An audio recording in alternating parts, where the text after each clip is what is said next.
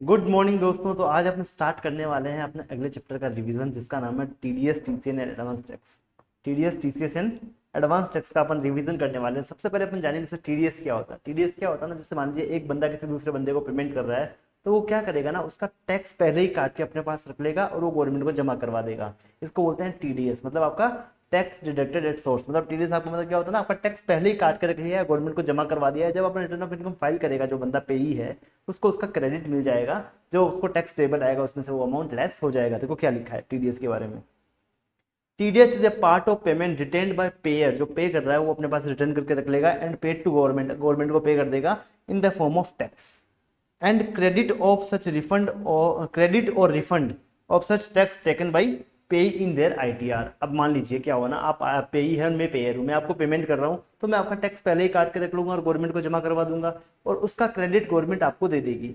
ठीक है। अब क्या होगा ना, आपका टैक्स पेबल आएगा तो उसमें से वो अमाउंट एडजस्ट हो जाएगा। अगर आप मान लीजिए टैक्स पेबल नहीं आता है तो वो अमाउंट आपको रिफंड आ जाएगा। ये होता है आपका टीडीएस का कॉन्सेप्ट। सर टीडीएस कब काटना होता है? जैसे मैं आपको पेमेंट कर रहा हूँ तो टीडीएस में कब काटूंगा?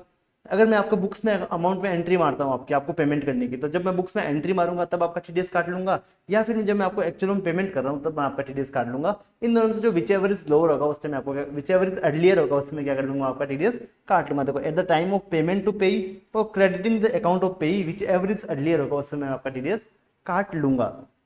अब मेरी बात समझना, कुछ केस ऐसे हैं वहां पे टीडीएस आपको only at the time of payment ही काटना है, क्रेडिटिंग द पार्टी के टाइम आपको पेमेंट टीडीएस काटने की जरूरत नहीं है। कौन कौन से केस हैं? एक तो सैलरी वाला सेक्शन 192, ये सब अपन आगे डिटेल में पढ़ने वाले हैं, डोंट वरी अबाउट दैट। 192 ए में, 194 डिविडेंड वाले में, अगर आप विनिंग्स का इनकम देते हो किसी को तो 194 बी में, बी ए में, वहां सॉरी 194 बी और बी ए में अगर आप टीडीएस काटते हो तो आपको eight the time of payment TDS काटना है। 194 डी ए में आपको eight the time of payment TDS काटना है। 194 एल में हो गया, एन में हो गया, आर में हो गया। इनमें आपको टीडीएस कब काटना होता है ना, इनमें आपको टीडीएस काटना होता है only at the time of payment. अब ध्यान रखना, पेमेंट पे आप टीडीएस काटोगे तो सर आपने गवर्नमेंट को पैसा जमा करवा दिया, गवर्नमेंट को कैसे पता लगेगा कि किसको क्रेडिट देना है किसको नहीं देना है? क्योंकि एक नाम के तो बहुत सारे बंदे होते हैं। तो गवर्नमेंट आपको ट्रैक करेगी आपके पैन नंबर से, आपके पैन नंबर से आपको क्रेडिट दिया जाएगा। अगर आपने पैन नंबर सबमिट नहीं किया, फॉर एग्जांपल मैं पेयर हूं, मैंने आपको पेमेंट किया, आपसे मैंने आपसे बोला कि मेरे को आपका पैन नंबर दे दो जिसकी वजह से आपको क्रेडिट मिल जाएगा। आपने कहा ना भैया ना, मैं अपना पैन नंबर नहीं दूंगा।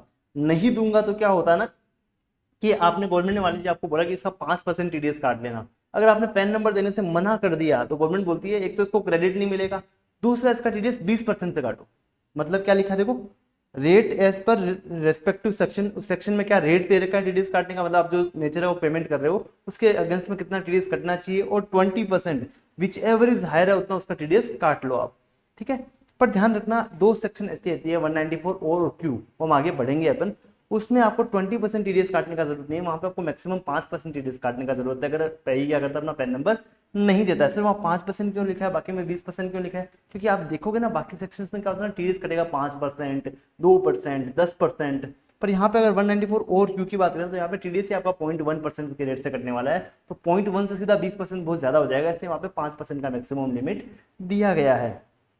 अब मेरी बात समझना सर, मान लीजिए क्या हुआ ना, जो मैं पेयर था, मेरे को टीडीएस काटना था, मेरे को टीडीएस काटना था, पर मैंने टीडीएस काटा ही नहीं, मैंने टीडीएस काटा ही नहीं। तो अब क्या होगा ना, जो पेई है जिसको पेमेंट मिला है वो अपना इनकम स्लैब करेगा और वहां पे क्या कर देगा, अपना टैक्स लायबिलिटी शो कर देगा। तो अपन कहाँ पे थे?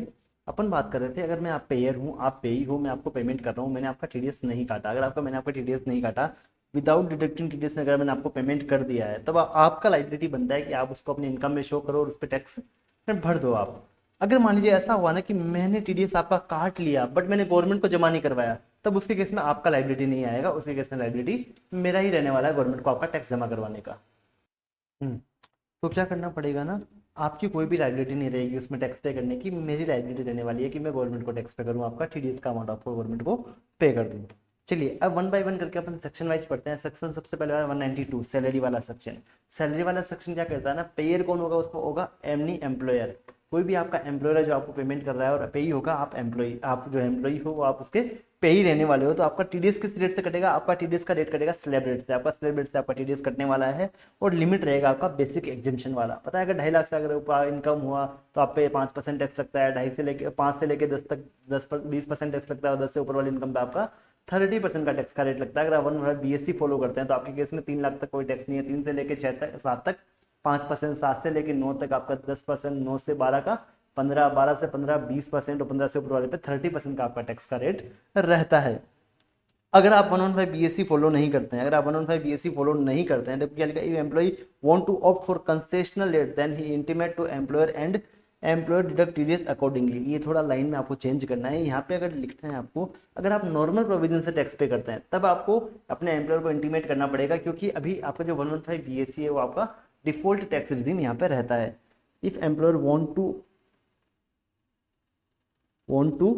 ऑप्ट आउट फ्रॉम, बस आप इतना कर लीजिए, आपका काम यहाँ पे बन जाएगा। चलिए टीडीएस कितना कटेगा सर, टीडीएस कितना कटेगा, तो आपका सैलरी पे जो आएगा टैक्स लाइबिलिटी निकाला जाएगा, जो आपने एडवांस टैक्स वगैरह पे किया, जो आपका पहले टीडीएस कट गया उसको अपन यहाँ कर देंगे, लेस कर देंगे। अब जो आपका टैक्स टीडीएस टैक्स पेबल आएगा उस पर आपका टीडीएस कट जाएगा।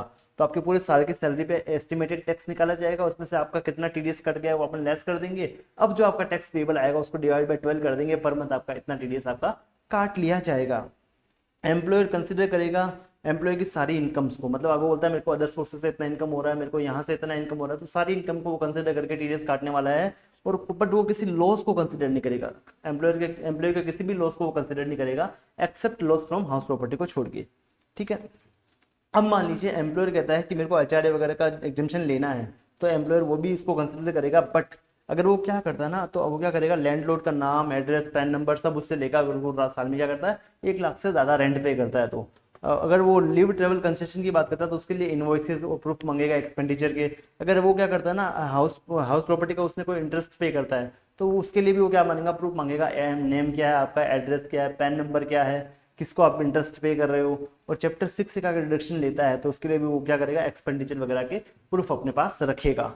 चलिए, अगर मान लीजिए उसको 89 का रिलीफ मिलता है, मान लीजिए उसको एरियर्स ऑफ सैलरी मिलता है, तो अगर उसको 89 का रिलीफ मिलता है तो उसके केस में भी आप क्या करोगे ना, उसका रिलीफ को आप कंसिडर करोगे eight the time of deducting TDS. अब मैंने मान समझना, पता है आपको नॉन मॉनेटरी परक्विजिट पे अगर एम्प्लॉयर टैक्स बढ़ता है तो एम्प्लॉयर को उसका रिडक्शन नहीं मिलता है, बट एम्प्लॉय को क्या करता है, उसका रिडक्शन मिल जाता है। तो एम्प्लॉयर क्या करेगा, जब अपना टैक्स निकालेगा, टीडीएस का अमाउंट निकालेगा, तो नॉन मॉनेटरी परक्विजिट पे जो टीडीएस कटा है उसका जो टैक्स उसने पे किया है उसको भी वो क्या करेगा, कंसिडर कर लेगा। चलिए, अब यहाँ पे एक लिखा है कि जो आता पता ना टिप देते हैं, अपने होटल में जाते हैं तो वेटर को टिप देते हैं, तो वो आपका सैलरी नहीं है, वो आपका सैलरी एड में टैक्सेबल नहीं होगा।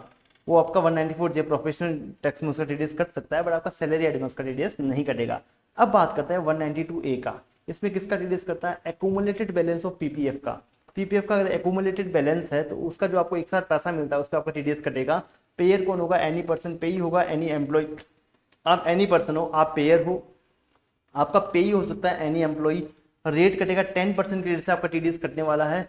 एमएमआर से कटेगा अगर आप पैन नंबर फर्निश नहीं करते हो। मैंने आपको वहाँ बताया ना आपका टीडीएस कितने रेट से करता है, 20% मैक्सिमम से करता है, बट 194A में आपको याद रखना पड़ेगा अगर आपने पैन नंबर फर्निश नहीं किया तो आपका टीडीएस एमएमआर से कटेगा 42.744% से यहाँ पे आपका टीडीएस कटने वाला है। यहाँ लिमिट क्या रहेगा, 50,000 का लिमिट रहेगा। अगर आपका एक्यूमुलेटेड बैलेंस जो आपको मिल रहा है मैच्योरिटी पे, अगर वो 50,000 से कम है तो आपका टीडीएस नहीं कटेगा, अगर वो अमाउंट 50,000 से ज्यादा तो आपका 10% के रेट से आपका टीडीएस काट लेगा जो आपका पेयर होगा।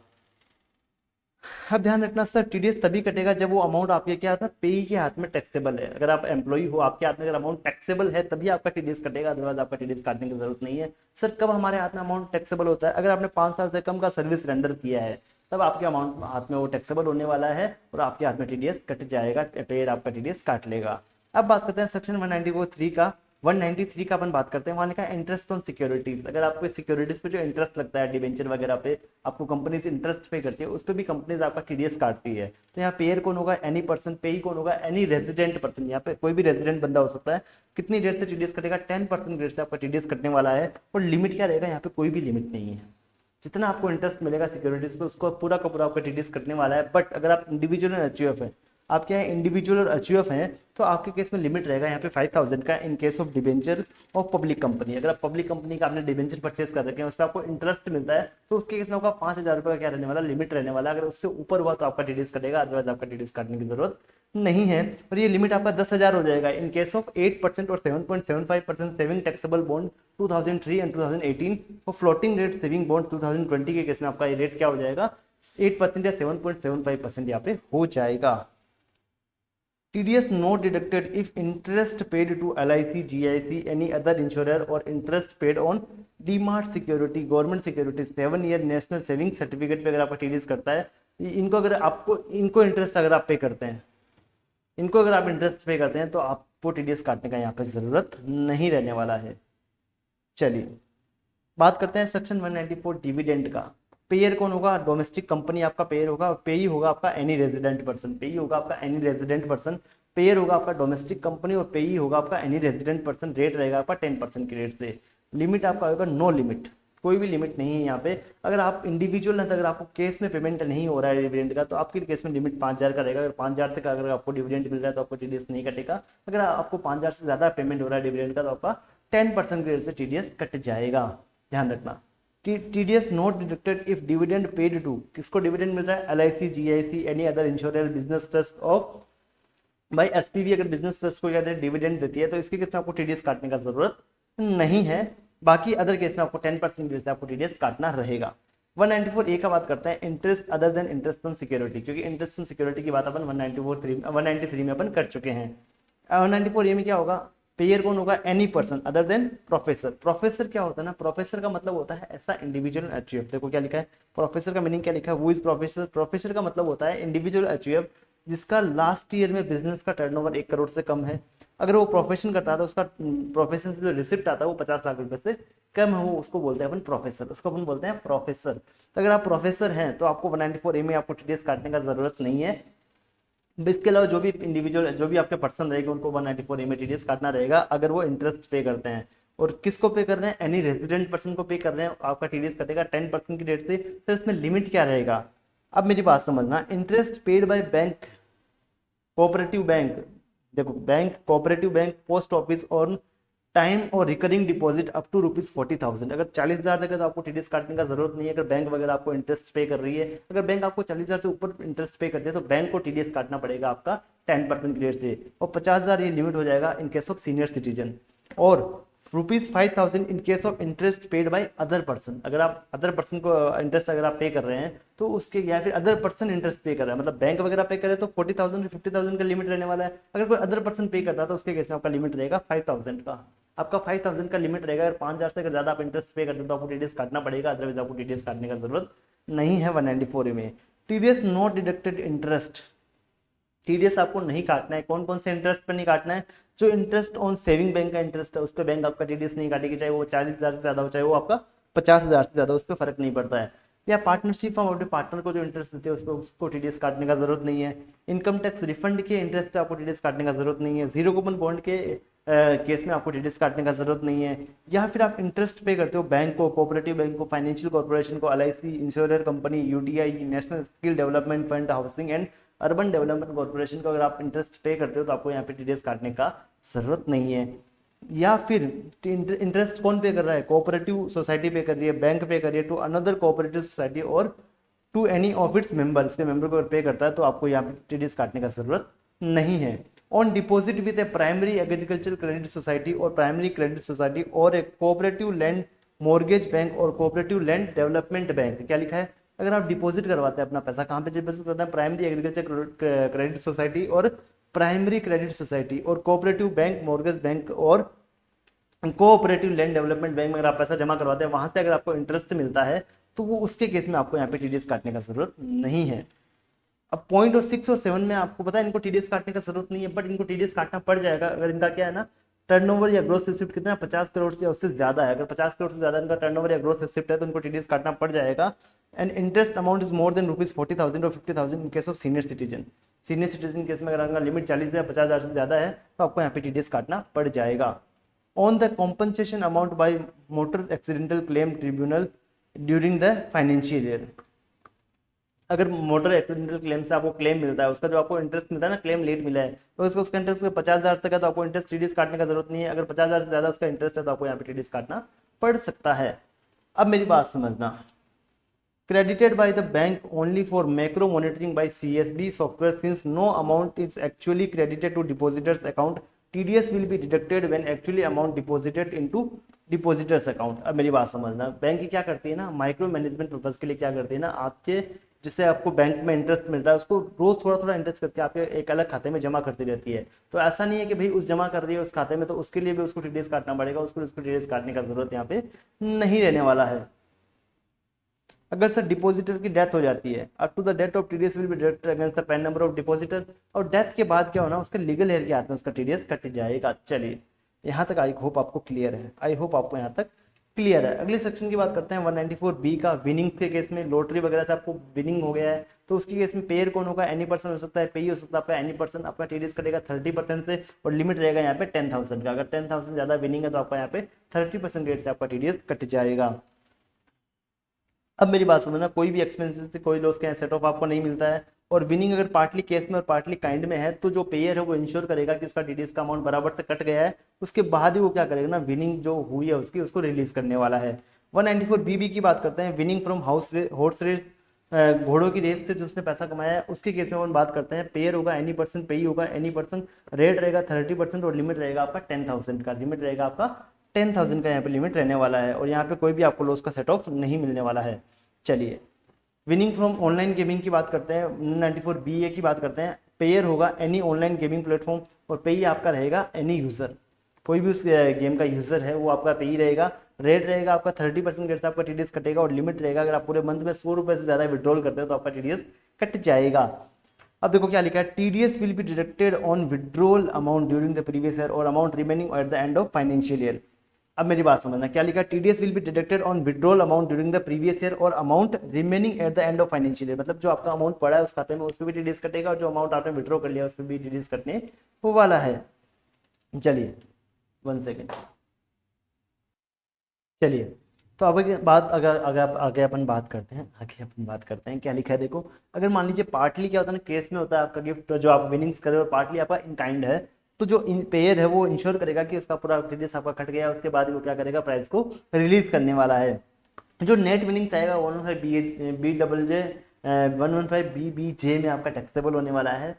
सेकंड ध्यान रखना, transfer of amount from one user account to another user account of same user shall not be considered as withdrawal. मतलब ऐसा नहीं कि आपने दो अकाउंट खोल रखे उस प्लेटफॉर्म पे, आपने एक अकाउंट से दूसरे अकाउंट में पैसा ट्रांसफर किया उसको भी विड्रॉल मान के आपका टीडीएस काट ले, ऐसा नहीं होगा यहाँ पे, उसको अपन विड्रॉल नहीं मानेंगे। आपका पर मंथ का लिमिट 100 रुपीज है, मैंने आपको पहले ही बताया था। बट आप क्या करते हो ना, पहले महीने में 80 रुपए करते हो, दूसरे महीने में 60 रुपए करते हो, फिर तीसरे महीने में आपने 200 रुपए कर लिए, तो आपको पूरे अमाउंट पे टीडीएस कटने वाला है। ऐसा नहीं होगा ना लास्ट वाले अमाउंट पर टीडीएस नहीं कटेगा। देखो क्या लिखा है, if per month withdrawal is up to 100 rupees then not required to deduct TDS, but if in any month withdrawal exceed 100 rupees then TDS will be deducted on entire amount including previous withdrawal amount also. If amount not sufficient to deduct entire TDS then gaming platform have to pay TDS to government from their own pocket। तो पता है gaming platform क्या करती है, वो हर amount पे आपका TDS काट लेती है। उनको ऐसा करने की जरूरत नहीं है कि भाई हमको 100 रुपए का लिमिट चेक करना पड़ेगा, वो तो आपके हर अमाउंट पे आपका टीडीएस काट लेती है। मान लीजिए पता है गेमिंग प्लेटफॉर्म क्या होता है, आपको रेफरल बोनस मिलता है, या फिर आपको क्या था ना, आपने ज्वाइनिंग किया है उस ऐप को तो आपको ज्वाइनिंग बोनस मिलता है। तो ऐसी जो चीजें मिलती है इन पे भी आपका टीडीएस कट जाएगा अगर इनको आप क्या कर सकते हो ना, विड्रॉ कर सकते हो। अगर आप इनको विड्रॉ कर सकते हो इमीडिएटली तो इन पे भी आपका टीडीएस कट जाएगा। तो आप इनको विड्रॉ नहीं कर सकते, इनको सिर्फ आप खेल सकते हो तो इस पे आपका टीडीएस नहीं कटेगा। तो सर टीडीएस किस अमाउंट पे कटने वाला है, तो अपन कैलकुलेशन करेंगे नेट विनिंग्स का। आपका नेट विनिंग्स पे आपका टीडीएस कटने वाला है, तो नेट विनिंग्स कैसे निकालेंगे। मान लीजिए आप फर्स्ट टाइम विड्रॉल करते हैं, अपन क्या करते हैं फर्स्ट टाइम विड्रॉल करते हैं, तो आपका टीडीएस कैसे निकालेंगे, ए माइनस बी प्लस सी। ए क्या होता है ना, आपने पूरे साल में कितना विड्रॉ किया है, मतलब आपने इस मंथ में कितना विड्रॉ किया है वो निकाल लेंगे, including any previous withdraw during the previous year. इस साल हमने कोई पहले भी कोई विड्रॉ किए हैं पिछले महीनों में, उसको भी अपन साथ में ऐड कर लेंगे। फिर इसमें से लेस कर देंगे बी प्लस सी को। बी क्या होता है ना, बी का मतलब होता है नॉट टैक्सेबल डिपॉजिट। ये क्या होता है जो आपको रेफरल कमीशन या फिर बोनस वगैरह मिलता है उस कंपनी की तरफ से, उसको आप विड्रॉ नहीं कर सकते, तो वो आपका ये नॉट टैक्सेबल में आ जाएगा, उसको अपन यहाँ से हटा देंगे क्योंकि उसको आप विड्रॉ नहीं कर सकते। फिर बात करते हैं इसमें सी और लेस कर देंगे। सर सी क्या होता है ना, जो आपका ओपनिंग बैलेंस है इस साल का, तो उसमें तो पिछले साल में टीडीएस कट गया होगा ना, उसमें टैक्स लग चुका है, तो ओपनिंग बैलेंस को अपन यहाँ से हटा देंगे, तो अपना नेट विनिंग्स बचेगा उस पर अपन क्या करने वाले हैं, टीडीएस काटने वाले हैं। मान लीजिए सर हमने सब्सिक्वेंट विड्रॉ किया, मतलब एक विड्रॉ लगा, एक के बाद एक विड्रॉ और लगा दिया हमने, आपने उसके बाद एक विड्रॉ और लगा दिया, तो आपको टीडीएस कितने अमाउंट पे देना है। तो सबसे पहले तो आपने पूरा कितना अभी तक विड्रॉल किया है वो यहाँ निकाल लेंगे, यहाँ पे निकाला है या अपने पिछले महीने में कितना विड्रॉ किया वो भी अपन साथ में ले लेंगे। उसमें से लेस कर देंगे ओपनिंग वाला, उसमें से लेस कर देंगे अपन नॉट टैक्सेबल वाला, और उसमें से एक चीज और लेस कर देंगे जो नेट विनिंग्स है, जो पहले आपका टैक्सेबल हो चुका है, net winnings in earlier withdrawal, जो आपने पहले विड्रॉ कर लिया उस पर हमने टीडीएस पे भी कर दिया है, तो उसको अपने यहाँ से हटा देंगे तो अपने पास आ जाएगा सब्सिक्वेंट विड्रॉ का अमाउंट जिसपे अपन को टीडीएस काटना रहेगा।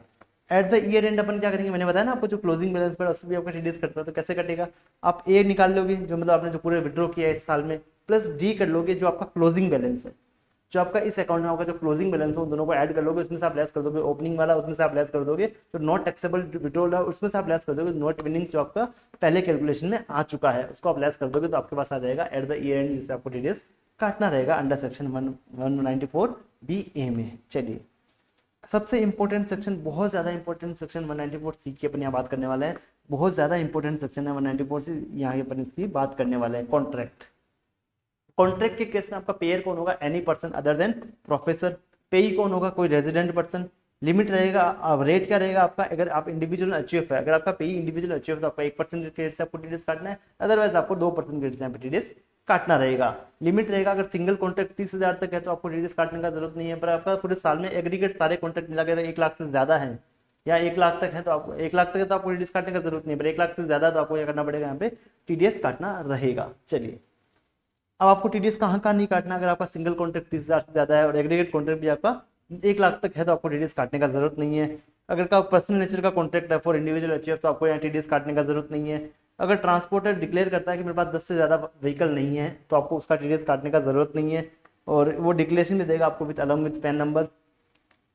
वर्क कॉन्ट्रैक्ट में क्या क्या आता है, work contract includes advertising, broadcasting and telecasting including production of programme, कोई आप मतलब टीवी प्रोग्राम वगैरह वो भी आपका क्या होगा वर्क कॉन्ट्रैक्ट में आ जाएगा, उसका 194 में आपका डीडीएस कट जाएगा। Carries of any goods passenger by any mode और ट्रांसपोर्टेशन अदर देन रेलवे, और कैटरिंग, जो कैटरिंग का काम करते हैं ना अपन, पता है कैटरिंग का वो कॉन्ट्रैक्ट वगैरह लेते हैं वो भी इनका टीडीएस 194 में कटता है। फिर अपन बात करते हैं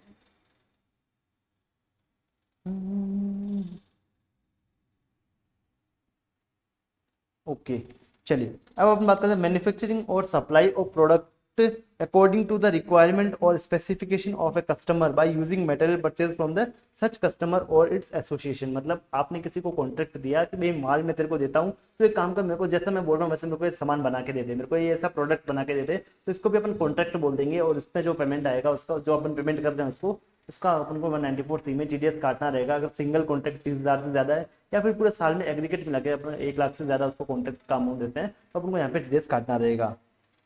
अब वर्क में किस किस को एक्सक्लूड किया गया है, जिसका वो जो 194 में पहले ही कवर हो चुका है उसको एक्सक्लूड कर दिया। दूसरा, या फिर अपन क्या करते हैं ना, माल अपना नहीं है, मतलब अपन उसको बोल दिया मेरे को ये चीज चाहिए, प्रोडक्ट चाहिए और माल तो अपना यूज कर, सब कुछ तो अपना यूज कर, मेरे को सिर्फ ये प्रोडक्ट दे दे, तो अपना वो कॉन्ट्रैक्ट नहीं है, 194 वाला कॉन्ट्रैक्ट नहीं रहेगा। उसके केस में क्या होगा, उसने अपन को सेल किया है गुड्स, क्योंकि प्रोडक्ट उसका लगा है, रॉ मटेरियल उसका लगा है, रॉ मटेरियल अगर अपन प्रोवाइड करते हैं उसको सामने वाले को तो 194 का कॉन्ट्रैक्ट रहेगा, अदरवाइज 194 का कॉन्ट्रैक्ट यहाँ पे नहीं रहने वाला है। In case of job work, TDS will be deducted amount excluding material purchase from the customer.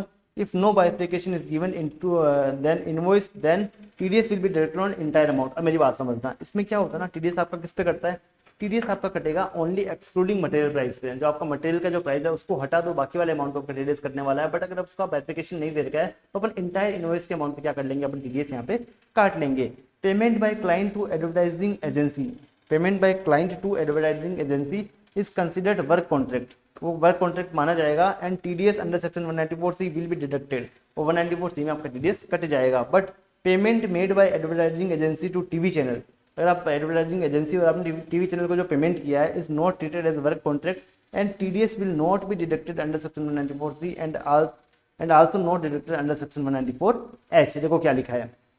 अब मान लीजिए आपने क्या किया, payment by client to advertising agency to is considered contract work contract and TDS under section 194 will be deducted. मान लीजिए आपने बोला कि मेरे हिसाब से ऐसा एक एडवर्टाइजमेंट बना दो, उसको टीवी पे आपको चलाना है तो 194 का आपका कॉन्ट्रैक्ट बन जाएगा। But payment made by advertising agency to TV channels, मतलब अब आपने तो एडवर्टाइजिंग एजेंसी को पैसा दे दिया, अब टीवी चैनल को वो पैसा दे रहा है तो उसका 194 में टीडीएस नहीं कटेगा, ना ही वो आपका 194 में टीडीएस कटने वाला है। चलिए अब मेरी बात समझना, payment for cold storage charges attract under section 194, अगर आप कोल्ड स्टोरेज चार्जेस वाले को पेमेंट देते हैं, भाई मेरा गुड्स रख दे यहाँ पे कोल्ड में, तो उसके केस में जो आप कॉन्टैक्ट करते हैं उसका 194 में आपका टीडीएस कट जाएगा। चलिए charges for normal ware house attract under section 194 आई, अगर आपको कोल्ड स्टोरेज को कॉन्ट्रैक्ट देते हैं तो 194C में कटेगा। अगर आप नॉर्मल वेयर हाउस में अगर अपना गुड्स रखवाते हैं तो आपका 194I मतलब रेंट वाले में आपका टीडीएस यहाँ पे कटने वाला है। चलिए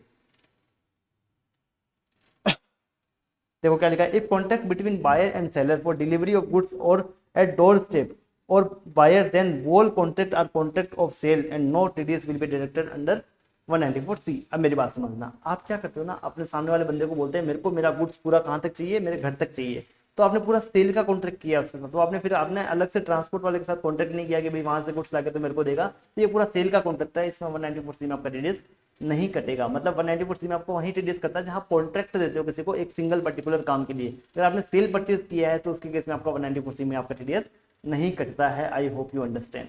चलिए 194D का बात करते हैं, इंश्योरेंस कमीशन।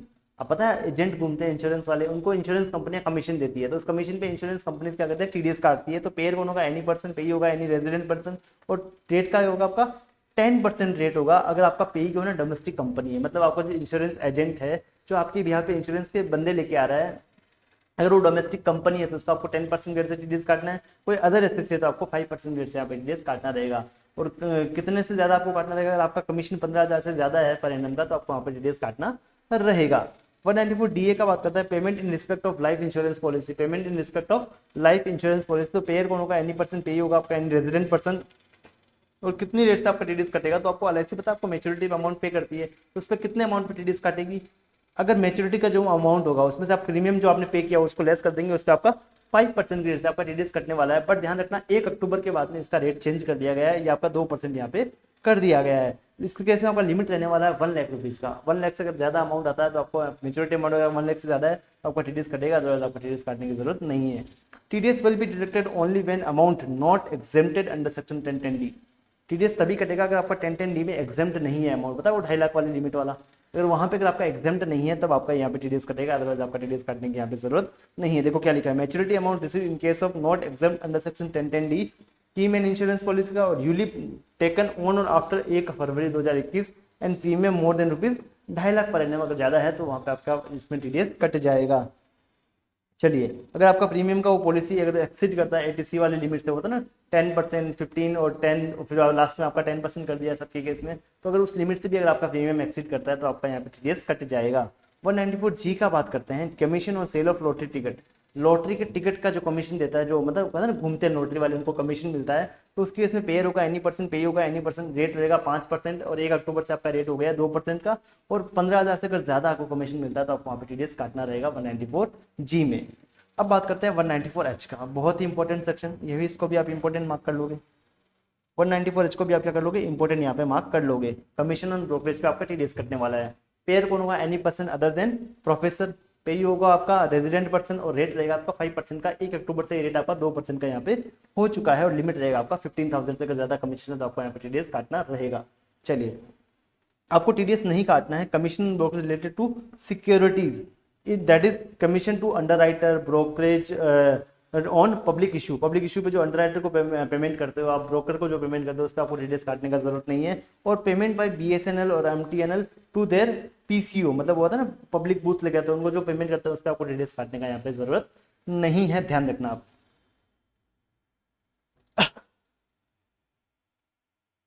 अब मेरी बात सुनना, अदर पॉइंट दे रखे हैं। स्टैम्प वेंडर क्या करता है, परचेज स्टैम्प फ्रॉम कोर्ट से वो परचेज करता है stamp paper at lower price, वो 400 में, तो पता ना 500 का स्टैम्प होता है, वो 400 में कोर्ट से परचेज करता है और उसको सेल करता है 500 रुपए में। The difference margin will not be considered as commission, वो कमीशन माना जाएगा, एक तरीके से वो सेल कर रहा है ना गुड्स को, मतलब उसने स्टैम्प परचेज किया, स्टैम्प सेल बेच रहा है, उसमें बीच में 100 रुपए कमा रहा है, तो सेल परचेज है ना, वो आपका कमीशन नहीं है, तो उसका 194H में आपका टीडीएस नहीं कटेगा, उसका 194H में आपका टीडीएस नहीं कटने वाला है।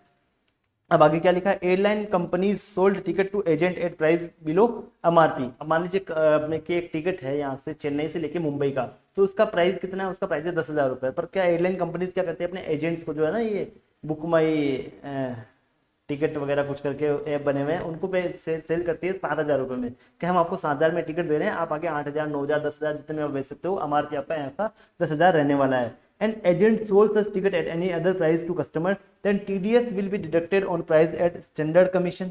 आपने कुछ स्टैंडर्ड कमीशन भी दिया होगा, भाई ये 7,000 रुपए का टिकट हम आपको दे रहे हैं और साथ में आपको अगर आपने टिकट सोल्ड कर दिया तो आपको इतना कमीशन भी देने वाले हैं, तो आपका जो स्टैंडर्ड कमीशन रहेगा और difference between price charge by airline company from agent and agent charge from customer, उन दोनों में आपका टीडीएस यहाँ पे कट जाएगा। चलिए, इंसेंटिव प्रोवाइडेड टू डिस्ट्रीब्यूटर वो अचीविंग सेलिंग टारगेट, आप मतलब सेल का टारगेट देते हो, पता है आपके एम्प्लॉयज को आप सेल का टारगेट देते हो, तो अगर उन्होंने सेल का टारगेट अचीव कर लिया तो उसको आप क्या देते हो, और कमीशन भी देते हो। There is principal to principal relation such under TDS under section 194 will not be deducted. वो तो आपका पता है ना, आपका एम्प्लॉयर एम्प्लॉय का रिलेशन है या फिर आपका प्रिंसिपल टू प्रिंसिपल रिलेशन है, उसको आप सेल का टारगेट दे रहे हो तो आपका 194 में उसमें टीडीएस नहीं कटेगा। अब मेरी बात समझना, यह होता है ना सिम पे कर, सिम को सेल करने के लिए, अपने सिम सेल करने के लिए, पता है दुकानों पे जाते हो सिम लेने के लिए, तो SIM sold by telecommunication company to agent, अपने एजेंट को सिम बेचती है और एजेंट क्या करता है, सिम आगे कस्टमर्स को बेचता है। There is a principal to agent relation between both the parties, so TDS under section 194H will be deducted on margin money. आपने मान लीजिए कंपनी ने आपको सिम दिया है, अपने एजेंट को सिम दिया 10 रुपए में, सिम बेचता है आगे वो 50 रुपए में, तो 40 रुपए का जो मार्जिन है उसका, तो उस पर क्या कट जाएगा, टीडीएस यहाँ पे कट जाएगा। Agent charges from the customer कितना चार्ज करता है माइनस टेलीकम्युनिकेशन कंपनी ने उससे कितना चार्ज कर लिया है, जैसे अपनी एग्जांपल लिया ना 50 रुपए एजेंट कस्टमर से चार्ज करता है और 10 रुपए कंपनी ने उससे चार्ज कर लिया, तो 40 रुपए पे आपका टीडीएस यहाँ पे कटने वाला है।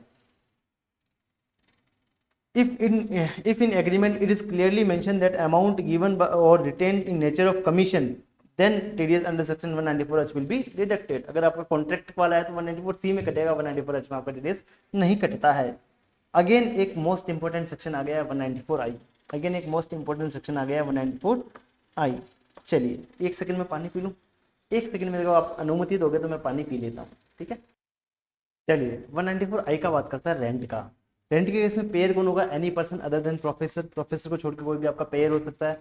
पेई होगा एनी रेजिडेंट पर्सन, पेई आपका रहेगा कोई भी रेजिडेंट पर्सन, और रेट रहेगा आपका 2% रेट से। आपको प्लांट एंड मशीनरी पे टीडीएस काटना है, अगर आपने रेंट पे दिया है प्लांट एंड मशीनरी को, अगर आपने अदर लैंड एंड बिल्डिंग वगैरह रेंट पे दिया था आपको वहाँ पे 10% रेट से आपको वहाँ पर टीडीएस काटना रहेगा। लिमिट रहेगा आपका 2,40,000 in to a person in financial year. Financial year में आपका अगर आपने 2,40,000 से ज्यादा अगर आपने रेंट पे किया है किसी बंदे को तो आपको वहाँ पे टीडीएस उसका काटना रहेगा। तो लिमिट जो चेक होगा आपका प्रॉपर्टी वाइज चेक नहीं होगा, वो आपका ओनर वाइज चेक होगा। मान लीजिए एक ओनर के दो, एक प्रॉपर्टी के, सॉरी एक ओनर के नहीं, एक प्रॉपर्टी के अगर आप मान लीजिए 2 ओनर हैं तो आप दोनों को अलग अलग रेंट पे करते हैं, तो आपको इंडिविजुअल वाइज देखना है, प्रॉपर्टी वाइज आपको यहाँ पे चेक नहीं करना है लिमिट को। आपको पता है टीडीएस यहाँ पे नहीं कटेगा। कोल्ड स्टोरेज को अगर आप जो पेमेंट करते हो 194C में करता है आपका। इसके अलावा अगर मान लीजिए कोल्ड स्टोरेज नहीं है, आप नॉर्मल स्टोरेज में अगर अपना सामान जमा करवाते हैं तो वहाँ पे आपको 194I में आपको टीडीएस यहाँ पे काटना रहेगा। जीएसटी अमाउंट पे आपको टीडीएस काटने का जरूरत नहीं है, तो किसी भी केस में काटने का जरूरत नहीं। ध्यान रखना टीडीएस कभी भी जीएसटी अमाउंट पे नहीं करता है, ध्यान रखना ये आप याद कर लो अपनी याद। यहाँ पे टीडीएस कभी भी जीएसटी अमाउंट पे नहीं करता और टीसीएस ऑलवेज भी जीएसटी अमाउंट पे करता है। जैसे मान लीजिए आपका यहाँ पे 1,00,000 रुपए है यहाँ पे अमाउंट, और उस पर 18,000 रुपये जीएसटी भी है, तो यहाँ पे 1,18,000 रुपये आपका अमाउंट रहेगा, तो टीडीएस ओनली 1,00,000 पे कटेगा, आपका 1,18,000 पे नहीं कटेगा। बट ये अगर टीसीएस हो तो पूरा 1,18,000 पे यहाँ पे टीडीएस यहाँ पे टीसीएस यहाँ पे कटने वाला है। चलिए आई होप आपको यहाँ तक समझ में आया। अब देखो आगे क्या लिखा है, आगे लिखा है लमसम लीज प्रीमियम और one time upfront lease charges are not part of periodic rent, so TDS under section 194I not attracted. On refundable deposit पे आपका टीडीएस नहीं कटेगा। ऑन पैसेंजर सर्विस फीस है उस पर आपका टीडीएस यहाँ पे नहीं कटने वाला है, paid by airline company to airport authority. जो पैसेंजर सर्विस फीस लेते हैं ना airline companies, airline airport authority से, तो उसके केस में जो पैसेंजर सर्विस फीस पे आपका टीडीएस 194I में नहीं कटेगा। चलिए अदर पॉइंट की बात करते हैं। It is not necessary that payee must be the owner of the asset. जरूरी नहीं है जो आपका पेई है वो एसेट का ओनर हो। मान लीजिए आपने किसी और से एसेट परचेज किया, आपने किसी और से एसेट लीज पे लिया और आपने मेरे को लीज पे दे दिया और मैं आपको रेंट पे कर रहा हूँ तो भी मेरे को टीडीएस काटना रहेगा। ऐसा जरूरी नहीं है कि आप उस एसेट के ओनर ही होने चाहिए। Payment of use of mobile tower then 2% TDS will be deducted under section 194I। If rent paid to two co-owners of a single property, then limit check with the single owner wise, not a property wise। Okay ये अपन ने पहले discuss कर लिया है, यहाँ पे कोई भी इसमें दिक्कत नहीं रहेगा। पर ध्यान रखना मोबाइल टावर पता ना, मोबाइल टावर का आप पेमेंट करते हैं रेंट वगैरह, अगर आपके खेत में मोबाइल टावर लगा दिया कंपनीज ने, जो कंपनी आपको पेमेंट करेगी उसका आपका 2% रेट से आपका टीडीएस कटने वाला है उसके ऊपर। चलिए 194IA का बात करते हैं। Transfer of immovable property other than rural agriculture land. Rural agriculture land के आप अगर बेच देते हो तो उसको ट्रांसफर करने पर जो आपको कंसिडरेशन मिलता है उस पर भी आपका टीडीएस कटने वाला है। Transfer of immovable property other than rural agriculture land, तो पे रहेगा एनी पर्सन, पे रहेगा रेजिडेंट पर्सन, आपका टीडीएस कटेगा 1% ऑफ सेल कंसिडरेशन। और SDV whichever is higher का आपका 1% का टीडीएस कट जाएगा। और लिमिट रहेगा, कोई भी टीडीएस नहीं कटेगा अगर आपका एसडीवी कितना है 50 लाख रुपए से कम है। अगर आपका एसडीवी 50 लाख से कम है उस प्रॉपर्टी का तो आपको टीडीएस काटने का जरूरत नहीं है। Any payment which is are essential to transfer such immovable property will be included in the consideration. मतलब कोई खर्चा था वो जरूरी है आपको ट्रांसफर करने के लिए तो वो भी खर्चा आपका कंसिडरेशन में ऐड हो जाएगा। देखिए क्या लिखा है, if more than one transferor or transferee of property then it calculation of limit aggregate of the amount paid or payable to all the transferee to the transferor or amount received by the all the transfer for the transfer will taken. अब मेरी बात समझना, ऐसा क्या हुआ ना कि 3 owner थे एक प्रॉपर्टी के, तीनों ने मिलकर अपना एक घर बेच दिया। एक प्रॉपर्टी के 3 ओनर थे, तीनों ने मिलकर प्रॉपर्टी अपना बेचा है। तो उसके केस में सबने बोला कि मेरे को तो भाई 20-20 लाख रुपए मिला है, हमारा एग्रीगेट होकर 50 लाख से ज्यादा है, बट ओनर वाइज हमारा 20 लाख ही है। तो इस केस में अपन क्या करेंगे, प्रॉपर्टी वाइज चेक करेंगे भाई तीनों प्रॉपर्टी का एक का मिलाकर 50 लाख से ऊपर कंसिडरेशन पे हुआ है या नहीं हुआ है। आंसर इज हुआ है तो आपको वहां पे टीडीएस काटना रहेगा। चलिए अगला सेक्शन में बात करते हैं 194 IB का। ये बात करता है payment of rent by professor. अब मेरी बात सुनो ना, अभी तक अपन ने क्या किया ना, प्रोफेसर का टीडीएस नहीं काटेगा, प्रोफेसर टीडीएस नहीं काटेगा, प्रोफेसर टीडीएस नहीं काटेगा, अपन ने देख लिया। अब रेंट का टीडीएस यहाँ पर प्रोफेसर काटेगा। किस केस में काटेगा, अगर प्रोफेसर पे करता है किसको, रेजिडेंट पर्सन को पे करता है और रेट रहेगा 5% रेट से आपका टीडीएस कटने वाला है। ये 2% रेट हो चुका है फ्रॉम 1 अक्टूबर से। लिमिट रहेगा आपका 50,000 पर मंथ का अगर रेंट पे करता है तो आपको वहां पे टीडीएस काटना रहेगा एट द रेट ऑफ 5%। और अगर आपका 1 अक्टूबर के बाद अगर आप रेंट पे करते हो तो आपका यहाँ पे 2% रेट से आपका टीडीएस काटना रहेगा। अब मेरी बात समझना, और टीडीएस कब काटना है, जब आप लास्ट मंथ का जब रेंट पे करते हो ना, ये रेंट पे जो लास्ट मंथ का रेंट पे करते हो तो आपको वहाँ पे लास्ट मंथ का रेंट में से आपको टीडीएस काटना रहेगा। और ध्यान रखना एज पर आईसीआई आपको यहाँ पे 2% का टीडीएस काटना है, 5% रेट को आपको देखना भी नहीं है। चाहे रेंट 1 अप्रैल से 31 मार्च तक पे कर रहा हो, आपको 31 मार्च वाले अमाउंट में से आपको टीडीएस काटना है तो पूरे साल के अमाउंट में से आपको ओनली 2% रेट से आपको टीडीएस यहाँ पे काटना रहेगा। TDS deducted at the time of crediting or payment of last month rent of financial year whichever is earlier, जो आपका रहेगा उतना आपको वहाँ पे टीडीएस काटना रहेगा। If pay not furnish their pen, then TDS will be deducted at the rate of 20% rate से आपका TDS यहाँ पे कट जाएगा। चलिए आई होप आपको यहाँ तक क्लियर है। नेक्स्ट अगेन बहुत ज्यादा इंपॉर्टेंट सेक्शन 194J, बहुत ज्यादा इंपॉर्टेंट सेक्शन 194J की अपन यहाँ पे बात करने वाले हैं। फीस फॉर प्रोफेशनल और टेक्निकल सर्विस की बात करने वाले हैं। अगर आप किसी प्रोफेशनल को पैसा पे करते हैं तो आपको वहाँ पे भी टीडीएस काटना रहेगा। किस रेट से काटना रहेगा, अगर आप पेयर कौन अपना कोई भी पर्सन अदर देन प्रोफेसर और पे ही रहेगा अपना रेजिडेंट पर्सन तो आपको 2% रेट से टीडीएस काटना रहेगा। अगर आप पेमेंट किसको करते हैं, कॉल सेंटर को पेमेंट करते हैं। फीस फॉर टेक्निकल सर्विस अगर आप पेमेंट करते हैं, not being a professional service, royalty for cinematography film, इनको छोड़ के बाकी वाले के लिए आप टेक्निकल सर्विस का पेमेंट करते हैं तो आपको यहाँ पे 2% रेट से टीडीएस काटना रहेगा। अदर के केस में आपको 10% रेट से यहाँ पे टीडीएस काटना रहेगा अंडर सेक्शन 194J। ठीक है, लिमिट क्या रहेगा, 30,000 लिमिट रहेगा। Limit separately for each type of payment, each type of payment रहेगा ना, टाइम नहीं होगा, each type of payment, that is fine, fees for professional services, fees for technical services, royalty, non compete fees, अगर इनके लिए आप payment करें तो इंडिविजुअल आपका चेक करना पड़ेगा कि भाई फीस फॉर टेक्निकल सर्विस के लिए 30,000 से ज्यादा है नहीं है, ज्यादा है तो आपको टीडीएस काटना है, अदरवाइज आपको यहाँ टीडीएस काटने का जरूरत नहीं है। और बट ध्यान रखना डायरेक्टर फीस के लिए कोई भी लिमिट नहीं है। अगर डायरेक्टर को आप 10 रुपए भी पे करते हो अपनी कंपनी से तो आपको वहाँ पे टीडीएस काटना रहेगा। चलिए वहाँ पे आपका मैंडेटरी है 194J में उसका टीडीएस काटना। Not required to deduct TDS if fees for professional service paid by individual HUF for a personal purpose, मतलब आपका डाइवर्स हो रहा है, आप किसी एक लॉयर के पास जाते हो, बोलते हो कि आपको डाइवर्स करना है तो आपने लॉयर का सर्विस लिया है, प्रोफेशनल सर्विस लिया है तो आपको टीडीएस काटने का जरूरत नहीं है वहाँ पे, क्योंकि आपका वो सर्विस जो आपका पर्सनल नेचर का सर्विस रहेगा। Individual HUF not required to deduct TDS on royalty or non-compete fees even their turnover gross receipt more than rupees 1 crore or 50 lakh rupees. They only required to deduct TDS under fees for professional service और fees for technical service. मतलब जो अगर आप individual HUF और आपका business भी है, अगर आपका टर्नओवर 1 करोड़ से ज्यादा है, 50 लाख से ज्यादा अगर आपका रिसिप्ट है, फिर भी आपको किस पे रॉयल्टी और नॉन कॉम्पिट फीस पे आपको टीडीएस काटने का जरूरत नहीं है। ओनली आपको फीस फॉर प्रोफेशनल सर्विस और फीस फॉर टेक्निकल सर्विस पे आपको टीडीएस काटने का जरूरत है। Payment for acquisition of software also liable for TDS under section 194J, मतलब आपने सॉफ्टवेयर एक्वायर करने के लिए कुछ पेमेंट किया है तो भी आपका 194J में टीडीएस यहाँ पे कट जाएगा। Eight the time of further supply of such software without any modification that TDS under section 194J will not applicable. कैसे, मान लीजिए आपने कोई सॉफ्टवेयर परचेज किया है, मैं पेयर हूँ, आपको पे कर रहा हूँ उसके लिए, तो मैं आपका टीडीएस काट लूंगा, बट आप क्या करते हो ना, उस सॉफ्टवेयर को आगे एज इट इज बेचते हो, आप उसमें कोई भी मॉडिफिकेशन नहीं करते हो तो आपका 194J में टीडीएस नहीं कटेगा। चलिए, third party administrator making payment on behalf of insurance company to hospital for settlement of insurance claim are liable to deduct TDS under section 194 J. अब क्या होता है ना, इंश्योरेंस कंपनी किसी और बंदे से टाइप करके रखती है कि भाई हमारा इंश्योरेंस जो क्लेम आएगा हम आप पे इन्वेस्ट कर रहे हैं, आप उस पार्टी को पेमेंट करने वाले हो जिसका इंश्योरेंस का क्लेम आपने पास क्लेम के लिए आएगा रिक्वेस्ट। तो क्या करता है, थर्ड पार्टी अपने इंश्योरेंस कंपनी के बिहाफ पे किसी बंदे को पेमेंट करता है, तो वो जो बंदा है ना जो पेमेंट कर रहा है वो 194 जे में इसका टीडीएस काट लेगा। 194 जे में @10% आपका टीडीएस कट जाएगा। चलिए अगला बात करते हैं 194 के income in respect of units की बात करते हैं। पेयर कौन होगा, एनी पर्सन, जो यूटीआई म्यूचुअल फंड है वही पेयर होगी, और पेई होगा आपका रेजिडेंट पर्सन। आपका टीडीएस कटेगा @10% रेट से, आपका लिमिट रहेगा 5000। Payer not required to deduct obtain 10 number, payer को पैन नंबर 10 नंबर लेने का जरूरत नहीं है, और बिना 10 नंबर के पैन नंबर से भी क्या करता है टीडीएस काट सकता है। जो भी पता है टीडीएस काटता है उसके पास 10 नंबर होना कंपलसरी है, पर कुछ सेक्शन में क्या है ना कि रिलीफ दी गया है कि आपको 10 नंबर लेने का जरूरत नहीं है। अगर आप नॉर्मल इंडिविजुअल एचयूएफ है तो भी आप क्या कर सकते हो ना, अपना पैन नंबर से भी आप टीडीएस काट सकते हो।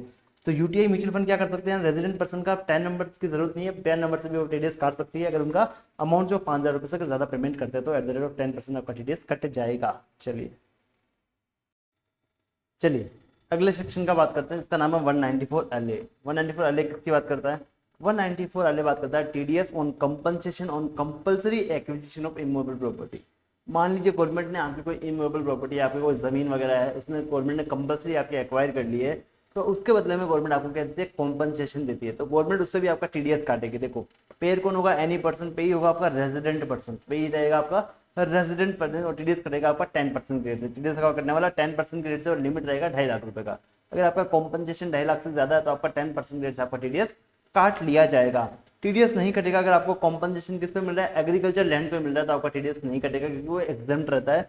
और पेयर को पैन नंबर लेने का जरूरत नहीं है, पेयर को 10 नंबर लेने का जरूरत नहीं है, वो पैन नंबर से भी आपका टीडीएस काट सकता है। चलिए 194M का बात करते हैं। 194M का बात करता है payment by professor, payment by professor not covered under section 194C, 194H और 194J में जो कवर नहीं हुए हैं। मैंने कहा ना वो प्रोफेसर है, इनको टीडीएस काटने का जरूरत नहीं है 194C में, H में और J में। उनको टीडीएस कहाँ काटना पड़ेगा, उनको टीडीएस काटना पड़ेगा 194M में। तो पेयर होगा प्रोफेसर, पेई होगा रेजिडेंट पर्सन, और आपका रेट रहेगा 5% का। पर ध्यान रखना अगर 1 अक्टूबर के बाद में अगर आपका टीडीएस कट रहा है तो वो 2% रेट से आपका टीडीएस कटने वाला है।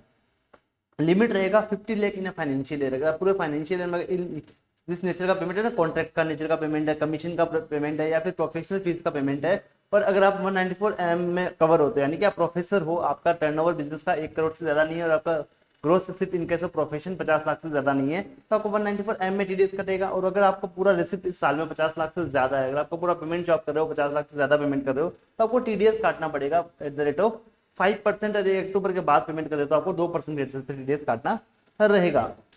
अब मेरी बात समझना, individual HUF who not required to deduct TDS on royalty, non compete fee, personal nature contract under section 194J and 194C even after turnover gross exceed 1 crore or 50 lakh rupees limit, they have to deduct under section 194M if they aggregate in the financial year rupees 50 lakh। अब मैंने बात की थी ना वहाँ पे, अगर professor नहीं, अगर प्रोफेसर है बंदा तो उसको टीडीएस वहाँ पे काटने का जरूरत नहीं है, उसको यहाँ पे काटना पड़ेगा। उसका पूरे फाइनेंशियल ईयर में 50 लाख से ज्यादा होता है टर्नओवर नहीं सॉरी वो एग्रीमेंट का अमाउंट। बट ध्यान रखना वहां पे अपन ने ये भी बात की थी, चाहे वो प्रोफेसर नहीं भी है और इंडिविजुअल एचयूएफ उसका पर्सनल नेचर का कॉन्ट्रैक्ट है, या फिर वो रॉयल्टी और नॉन कॉम्पिट फीस पे उसको टीडीएस काटने का जरूरत नहीं पड़ता इंडिविजुअल एचयूएफ को। बट अगर उसका रॉयल्टी पे नॉन कॉम्पिट फीस जो उसको मिल रहा है वो अगर 50 लाख से ज्यादा है, या फिर जो पर्सनल नेचर का जो कॉन्ट्रैक्ट कर रहा है वो 50 लाख से ज्यादा है, तो उसको टीडीएस काटना पड़ेगा अंडर सेक्शन 194M में काटना पड़ेगा। वहां सी और एच में उसको काटने का जरूरत नहीं है, सी और जे में उसको काटने का जरूरत नहीं है। आई होप आपको यहाँ तक समझ में आया। और यहाँ पे उसको 10 नंबर लेने का भी जरूरत नहीं है पेयर को। 194N की बात करते हैं। 194N बोलता है टीडीएस ऑन केस विड्रॉल। अगर आप बैंक से केस का विड्रॉल करते हो तो बैंक आपका टीडीएस काटेगी, बैंक आपका टीडीएस काटेगी। तो पेयर कौन होगा, आपका बैंक होगा, कोऑपरेटिव बैंक होगा, या फिर पोस्ट ऑफिस होगा। और पेई होगा एनी पर्सन, कोई भी पर्सन आपका पेई हो सकता है। टीडीएस का रेट रहेगा आपका 2%। अगर आपका विड्रॉल 1 करोड़ से ज्यादा है तो 1 करोड़ तक विड्रॉल तो आपका टीडीएस नहीं कटेगा। अगर आपका एक विड्रॉल 1 करोड़ से ज्यादा है पूरे फाइनेंशियल ईयर में तो आपका 2% रेट से आपका टीडीएस कट जाएगा। ये लिमिट 2 करोड़ का, 1 करोड़ वाला लिमिट 3 करोड़ का हो जाएगा। अगर आप कोऑपरेटिव सोसाइटी हैं तो आपके लिस्ट में लिमिट रहेगा 3 करोड़ का। अगर आप पिछले 3 सालों में अगर आपने आईटीआर नहीं भरे हैं, अगर आपने आईटीआर नहीं भरे हैं तो आपका टीडीएस कटेगा @2% मोर देन ₹20 लाख रुपीज। पहले वहां लिमिट 1 करोड़ का दिया था। अगर आपने 3 साल के आईटीआर नहीं भरे पिछले के तो आपको 20 लाख से ऊपर होते ही आपका 2% रेट से आपका टीडीएस कट जाएगा अप टू ₹1 करोड़। और अगर आपने 1 करोड़ से भी ज्यादा विड्रॉल किया है तो ज्यादा वाले विड्रॉल पे आपका क्या होगा ना 5% की रेट से आपका टीडीएस कट जाएगा और ये आपका लिमिट 3 करोड़ हो जाएगा इन केस ऑफ कोऑपरेटिव सोसाइटी। चलिए ये अपन पहले ही डिस्कस कर चुके हैं। लिमिट आपका क्या रहेगा 20 लाख रुपीज। पता है अगर आपने रिटर्न नहीं भरे तो आपका 20 लाख का लिमिट रहता है। 1 करोड़ रुपए और 3 करोड़ रुपए आपका लिमिट यहाँ पे रहने वाला है। और ध्यान रखना टीडीएस ओनली एक्स्ट्रा अमाउंट वाले पे कटेगा। ऐसा नहीं कि भाई 1 करोड़ तक आपका लिमिट है तो 1 करोड़ तक आपका टीडीएस नहीं कटेगा। अगर आपका 1 करोड़ 5 लाख का विड्रॉल होता है तो ओनली 5 लाख पे आपका टीडीएस कटने वाला है। चलिए no TDS if withdrawal made by, अगर ये विड्रॉ करते हैं तो टीडीएस नहीं काटने की जरूरत है। कौन कौन विड्रॉ करता है? गवर्नमेंट विड्रॉ करती है, बैंक विड्रॉ करती है, कोऑपरेटिव बैंक विड्रॉ करती है, पोस्ट ऑफिस विड्रॉ करती है, या फिर एटीएम ऑपरेटर विड्रॉ करता है। तो इनके केस में आपको टीडीएस काटने का जरूरत नहीं है। Registered commission agent trade operating under agriculture product marketing committee for making payment to farmers. पता है फार्मर को अपन पेमेंट करते हैं, कैश में पेमेंट कर सकते हैं, कोई दिक्कत नहीं है। अगर आप फार्मर को पेमेंट करने के लिए केस का विड्रॉल कर रहे हो तो आपको टीडीएस काटने का जरूरत नहीं है बैंक को आपका, इसमें आपको कोई भी दिक्कत नहीं होना चाहिए।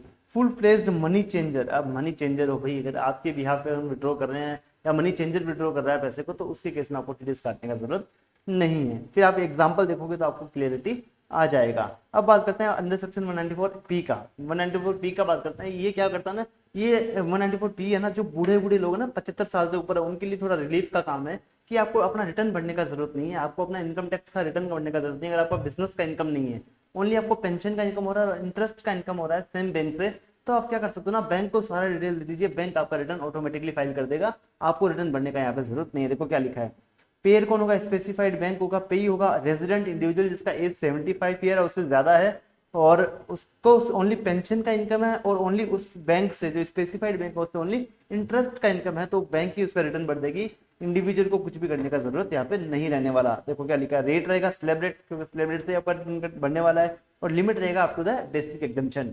Specified senior citizen not required to file their ROI, उसको रिटर्न भरने का जरूरत नहीं है। If he provide declaration to bank about that he have only pension income and interest income from the such bank and also provide details of deduction under chapter 6A, अगर उसका LIC वगैरह कुछ है उसका भी डिडक्शन, वो उसका भी डिटेल क्या दे देगा, वो बैंक को दे देगा। Bank deduct their TDS after considering all the information, इस इंफॉर्मेशन देके बैंक उसका टीडीएस काट लेगी, तो उसको रिटर्न भरने का भी यहाँ पे जरूरत नहीं रहने वाला है। 194 का बात करते हैं, TDS on purchase of goods. अगर आप वहां से परचेज करते हैं गुड्स का, तो बायर है ना, जो आपका बायर है वो आपका टीडीएस काट लेगा। देखो क्या करता है, बायर जिसका टर्नओवर लास्ट ईयर का 10 करोड़ से कम है, 10 करोड़ से कम नहीं है, सॉरी 10 करोड़ से कम नहीं है, मतलब कि जिसका टर्नओवर 10 करोड़ से ज्यादा है लास्ट ईयर में, ऐसा बायर, वहां से अगर आप बाय करते हो गुड्स को, और पेयर पेई होगा रेजिडेंट सेलर, मतलब जो सेल करेगा वही क्या होगा, पेई होगा, उसी को पेमेंट रिसीव होने वाला है, तो बायर आपका टीडीएस काट लेगा at the rate of 0.1% on amount exceeding ₹50 lakh. अगर आपने पूरे साल में 50 लाख से ज्यादा वहां से परचेज किया है, अगर पूरे साल में आपने 50 लाख से ज्यादा परचेज किया है, तो बायर क्या करेगा ना, बायर क्या करेगा, आपका जो अमाउंट आपको पे करेगा उसमें वो टीडीएस काट के पे करेगा 0.1% का। और ओनली एक्स्ट्रा वाले अमाउंट पर आपने 80 लाख का परचेज किया तो ओनली 30 लाख पे वो 0.1% टीडीएस काटने वाला है, पूरे 80 लाख पे वो टीडीएस नहीं काटेगा। लिमिट आपका 50 लाख का रहेगा और टीडीएस 194 में नहीं कटेगा। अगर क्या हुआ ना, कोई अदर सेक्शन में टीडीएस कट चुका है या फिर आपका टीसीएस अप्लाई होता है उसके ऊपर, तो आपका टीडीएस नहीं कटेगा। अगर दोनों अप्लाई होते हैं, टीसीएस भी अप्लाई हो रहा है 206C1H वाला और 194Q वाला, तो आपका टीडीएस कहाँ कटेगा, 194Q में आपका टीडीएस यहाँ पे कटने वाला है, ध्यान रखना। अगर आपको 194O और Q दोनों अप्लाई होते हैं तो 194O में आपका टीडीएस कटता है, ये आपका। फिर आता है आपका 206C1F और 1G और 194Q both applicable, then TCS कटेगा, ध्यान रखना। अगर आपका 206C1H आता है तो आपका 194Q जीत जाता है। अगर दूसरे टीसीएस का सेक्शन आता है तो दूसरे वाले सेक्शन यहाँ पे जीत जाएंगे, वहां पे आपका टीसीएस कटने वाला है। इतना ट्रिकी क्वेश्चन एग्जाम में नहीं आता है, बट स्टिल आपको थोड़ा इन्फॉर्मेशन ऐसा होना चाहिए, ठीक है। और आ भी सकता है भाई, कोई भरोसा नहीं है, इससे हम अभी ऐसा बोल रहे हैं, ऐसा क्वेश्चन नहीं आता है, क्या पता एग्जाम में आ जाए ना। TDS deducted on purchase after considering purchase return. अगर मान लीजिए आपने क्या किया ना, 80 लाख का परचेज किया है और 40 लाख आपने परचेज रिटर्न कर दिया, तो भाई 40 लाख पे आपका टीडीएस कटने वाला है। अगर आपका लिमिट में आता है तो आपका लिमिट में नहीं आता 50 लाख के, तो आपका टीडीएस यहाँ पे नहीं कटेगा।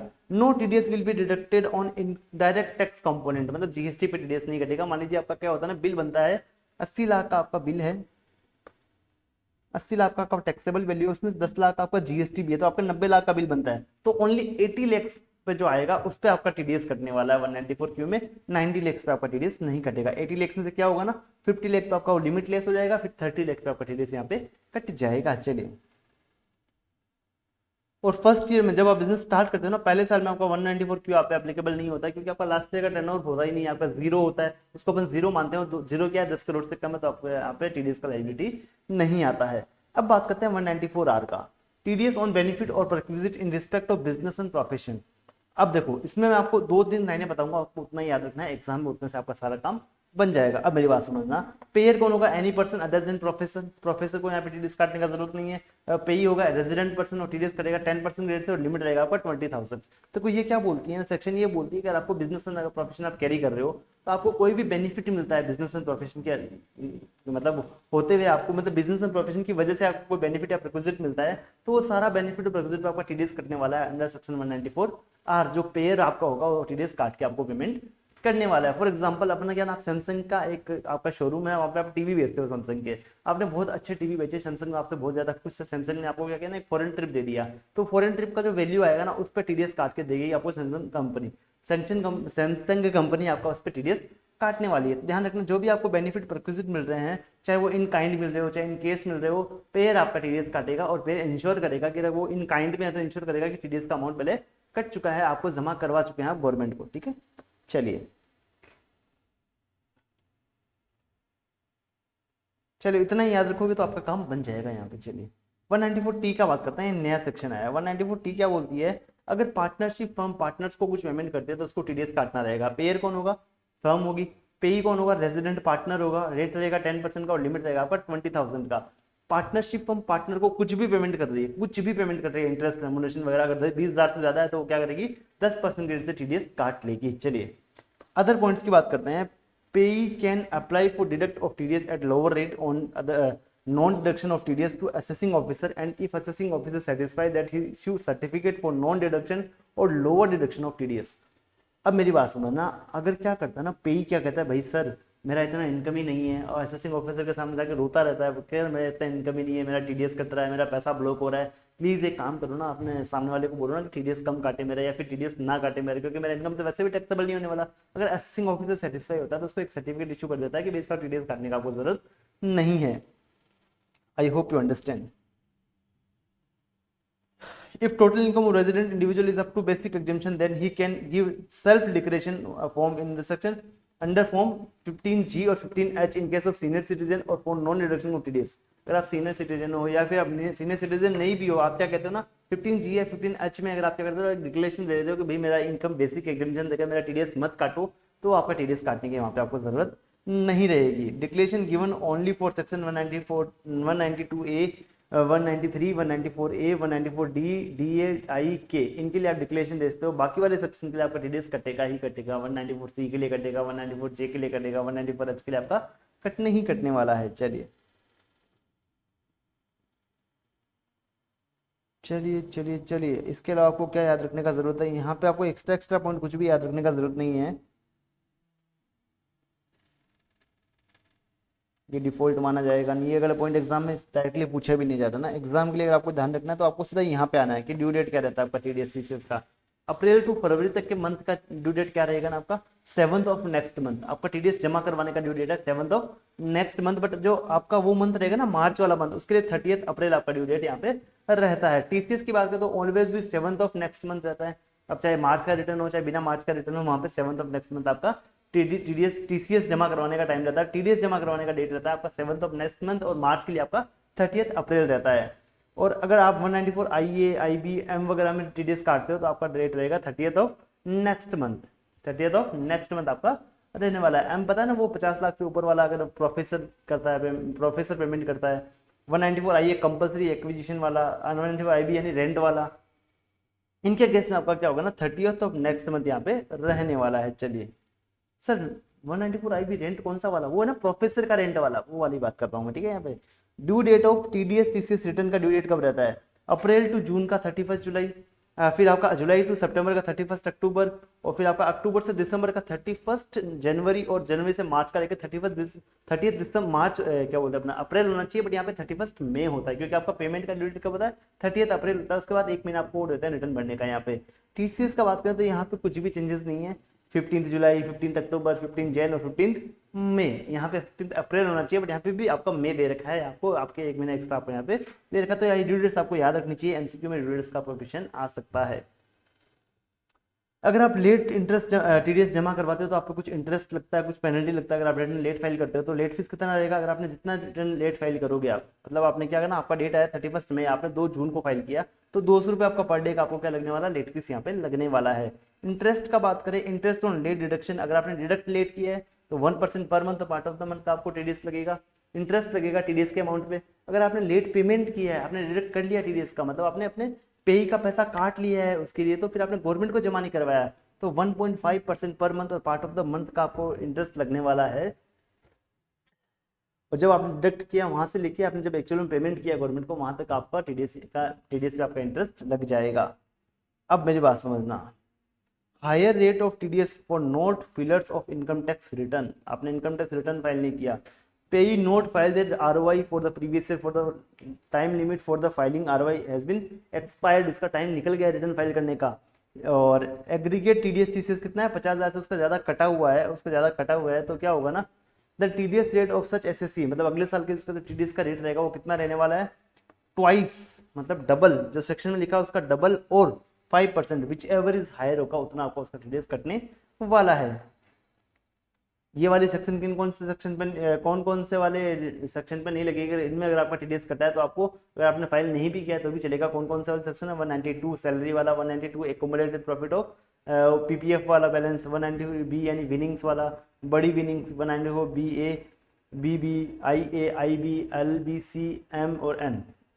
ये वाला कौन सा है ये भी छोड़ दीजिए, आपके लिए ये रेलेवेंट नहीं रहने वाला। चलिए, this if section 206AA and 206(1)B both applicable, the rate of TDS is considered as higher of both। चलिए, आई होप यू अंडरस्टैंड। यहाँ पे अगर आपका जिस जो भी हायर रहने वाला है, मतलब ये वाला और वो वाला 20% वाला, दोनों में से जो हायर रहेगा वो ही आपके लिए यहाँ पे एप्लीकेबल होने वाला है। चलिए, अब अपन बात करेंगे टीसीएस का, अब अपन बात करेंगे टीसीएस का। चलिए, टीसीएस का बात करते हैं। टीसीएस में क्या होता है ना, टीडीएस में क्या होता है, पेयर टीडीएस काटता है। टीसीएस में क्या, जो पेई होता है ना, सेलर है, वो आपसे टैक्स कलेक्ट करके गवर्नमेंट को जमा करवाएगा आपके भी, पे। इसको बोलते हैं टीसीएस। टीडीएस मतलब जो पेयर है वो काटेगा, जो आपको पे कर रहा है वो पहले काट के आपको पे कर देगा। और टीसीएस का मतलब जो सेलर है वो आपसे टैक्स कलेक्ट करने वाला है, इसलिए इसका क्या नाम, क्या, tax collected at source. Tax collected at source, TCS is collected by the seller from the buyer and such tax paid to government। कितने, कब टीसीएस कब काटना होता है, at the time of receipt of consideration, जब आपको पैसा मिल जाए, या फिर debiting the account of buyer, which average जो अर्लियर होगा वहां पे आपको टीसीएस काटना रहेगा। अब बात करते हैं 206C1 का, सेल ऑफ सर्टेन गुड्स। आप कुछ गुड्स को बेचते हैं, कौन से गुड्स को बेचते हैं, आगे बढ़ेंगे अपन। इसमें आपका सेलर कौन होगा, सेलर होगा any person other then professor को छोड़ के कोई भी आपका सेलर हो सकता है। और बायर कौन होगा, आपका बायर रहेगा एनी पर्सन अदर देन, जो आपका पर्सनल कंजम्पशन के लिए वो गुड्स परचेज कर रहा है, या फिर पब्लिक सेक्टर कंपनी है, सेंट्रल गवर्नमेंट है, स्टेट गवर्नमेंट है, कोई एम्बेसी है, हाई कमीशन है, लेजिस्लेशन है, कंसल्ट है, ट्रेड रिप्रेजेंटेशन, एनी क्लब है। अगर इनको छोड़ के अगर कोई क्या करता है, बाई करता है आपसे गुड्स, तो उसका आपको टीसीएस काटना रहता है। किस रेट से काटोगे, जो हर गुड्स के अलग अलग रेट स्पेसिफाई की गई है उस रेट से आप टीसीएस काटने वाले हो, और आपका कोई भी यहाँ पे लिमिट नहीं रहने वाला। अगर आपने 10 रुपए का भी गुड्स वहां पे सेल किया है तो आपको वहां पे टीसीएस कलेक्ट करना पड़ेगा। सर गुड्स कौन कौन से हैं, alcoholic liquor for human consumption, दारू। अगर आप दारू बेचते हो तो आपको टीसीएस काटना पड़ेगा अपने बायर का एट द रेट ऑफ 1%। अब यहाँ पे देखो मैंने क्या लिखा ना, सर हमारी गली में एक बेवड़ा रहता है, क्या वो हमेशा टीसीएस कटवा के आता है, क्या हमको अपना हमेशा टीसीएस कटवा के आता है, क्या वो पैन नंबर देता है क्या उस दारू शॉप वाले को, वाइन शॉप वाले को पैन नंबर देता है क्या। अब मेरी बात समझने क्या लिखा, बायर कौन होना चाहिए, any person other then person purchase for personal consumption. आपने अगर पर्सनल कंजम्पशन के लिए यूज कर रहे हो उसको, तो आपका टीसीएस काटने की जरूरत नहीं है उस बायर सेलर को, तो यहाँ पे उस बेवड़ी का टीसीएस नहीं करता होगा। टेंडू लीव्स मतलब क्या था ना, वो अपने बीड़ी के पत्ते बोल सकते हैं इसको, इससे आपका 5% से आपका टीसीएस कटेगा। टिम्बर अदर फॉरेस्ट प्रोडक्ट मतलब लकड़ी वगैरह जंगलों की 2.5% से आपका टीसीएस कटने वाला है। स्क्रैप पे आपका 1% कटने वाला है। और मिनरल्स बीइंग कोल यानी कोयला और लिग्नाइट और आयरन और पे आपका 1% से आपका टीसीएस कटने वाला है। अब ध्यान रखना, टीसीएस आपका काटने की जरूरत नहीं है, कल सेलर को आपका टीसीएस काटने का जरूरत नहीं है। अगर बायर आपको क्या करता है, डिक्लेरेशन देता है कि भाई ये जो गुड्स मैं आपसे ले जा रहा हूँ वो मैं क्या करूंगा ना, मैन्युफैक्चरिंग, प्रोसेसिंग या प्रोडक्शन में इसको यूज करने वाला हूँ, जो पावर जनरेशन में यूज होने वाली है। या फिर क्या करने वाला हूँ, मैन्युफैक्चरिंग, प्रोसेसिंग और प्रोडक्शन में यूज करूंगा ऑफ एनी आर्टिकल और थिंग और फॉर जनरेशन ऑफ पावर। अगर पावर जनरेट करने के लिए मैं इसको यूज करने वाला हूँ तो मेरा टीसीएस काटने का आपको जरूरत नहीं है। Thank you so much. चलिए अब बात करते हैं सेक्शन 206C1C का अपन बात करते हैं, TCS on transfer of any right on certain things. आप किसी को क्या करते हो ना, राइट ट्रांसफर करते हो। फॉर एग्जांपल आपने वो गवर्नमेंट ने रोड बनवा दी या फिर कुछ करवा दिया, फिर वो क्या था कि किसी कंपनी को बोल दिया कि ये ले दे, काम कर, तू टोल ले ले, यहाँ से सबसे टोल लेके अपना पैसा वसूल कर ले, तेरे को टोल लेने का यहाँ पे राइट देता हूँ। तो ऐसा अगर कोई राइट ट्रांसफर कर रहा है तो उस राइट के केस में जो पैसा मिल रहा है उसमें आपको टीसीएस कलेक्ट करना पड़ेगा। कलेक्टर कौन होगा, any person other then professor, और कलेक्टी होगा any person other then public sector company को यहाँ पे छोड़ दिया गया है। रेट क्या रहेगा, 2% ऑन लीजिंग और लाइसेंसिंग और ट्रांसफरिंग एनी राइट और interest in any parking lot और टोल प्लाजा और माइन और क्वेरी में अगर आपको राइट दिया है तो वहां पे आपका 2% रेट से आपका टीसीएस कलेक्ट किया जाएगा सेलर के द्वारा। लिमिट रहेगा नील, यहाँ पे आपका कोई भी यहाँ पे लिमिट नहीं रहने वाला है।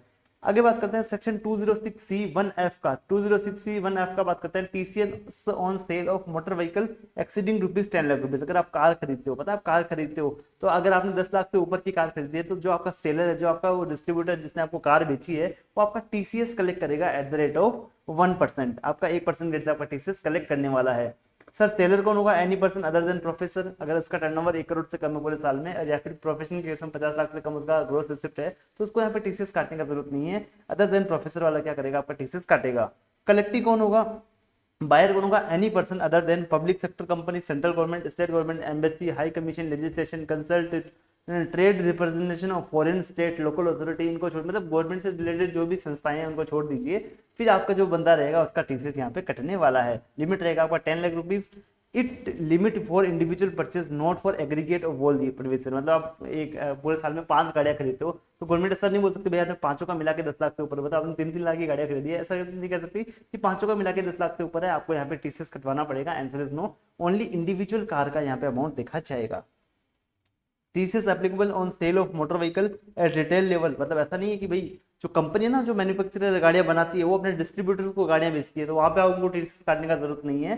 टीसीएस ओनली रिटेल लेवल पे कटेगा। मतलब जो अगर शोरूम वाला है आपको गाड़ी बेचता है तो वहां पे उसको टीसीएस काटना रहेगा। चलिए 206C1G का बात करते हैं, टीसीएस ऑन ओवरसीज रेमिटेंस और ओवरसीज टूर पैकेज। मतलब आप फॉरेन का टूर बुक करवाते हैं या फिर वहां पे आप बाहर किसी को पैसा भेजते हैं तो आपका टीसीएस कटेगा। कितनी रेट से कटेगा वो यहाँ पे जानने वाले हैं। आपका सेलर रहेगा ऑथोराइज डीलर, जो वहां पे आपको सेल कर रहा है। Seller of overseas tour programme, जो आपको टूर का मतलब कहते हैं ना पूरा एक पैकेज बेच रहा है, वो आपका टीसीएस यहाँ पे कलेक्ट करने वाला है। कलेक्टिंग कौन रहेगा, any person other then public sector company, central government, state government, MSc, high commission, legislation, consult, trade representation, local authority, इनको छोड़ दीजिए। इनके अलावा वालों का यहाँ पे टीसीएस कट जाएगा। कौन सी रेट से कटेगा उसके लिए अपन यहाँ चार्ट में देखते हैं।